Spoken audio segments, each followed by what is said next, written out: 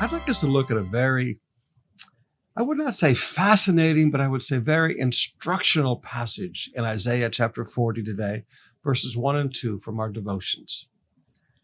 Isaiah says, comfort my people, says your God. Speak tenderly to Jerusalem. Tell her that her sad days are gone and that her sins are pardoned. Yes, the Lord has punished her twice over for her sins. Now, I want you to notice a couple of things from this. First of all, I want you to notice that seasons of sin in our life are considered sad days. They're not considered good days. They're considered sad days.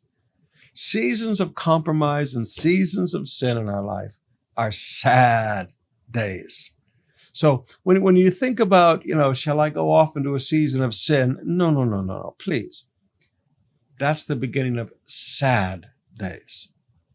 Now, the other thing I want you to see, though, is what does God tell Isaiah about how to talk to people who have repented of their sins?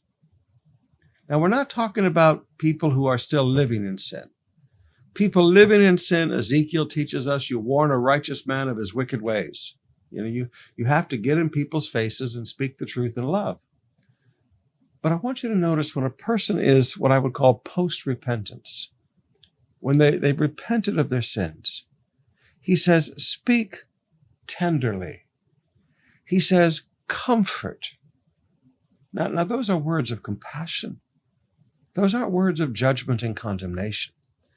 When people are post-repentant, comfort them. Speak tenderly to them. Now, sometimes as a pastor, it's really interesting.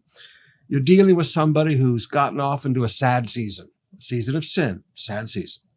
And they've repented and they've come back right. And then you'll get people in the church that want you to kill somebody. Let's crucify them. Well, no, Jesus was already crucified.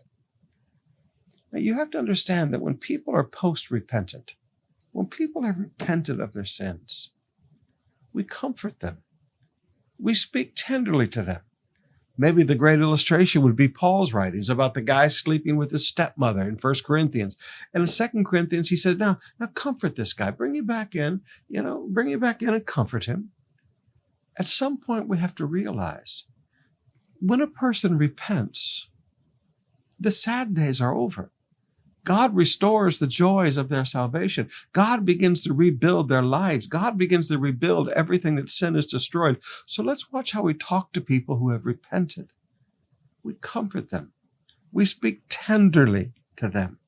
We tell them the sad days are over. Okay? We tell them, you've been through a hard time. You reaped twofold. He said, hey, you've been punished twice over your sins. You've reaped twofold what you did. But those sad days are over. Words of comfort, words of tenderness, words of encouragement to people whose hearts are post-repentant.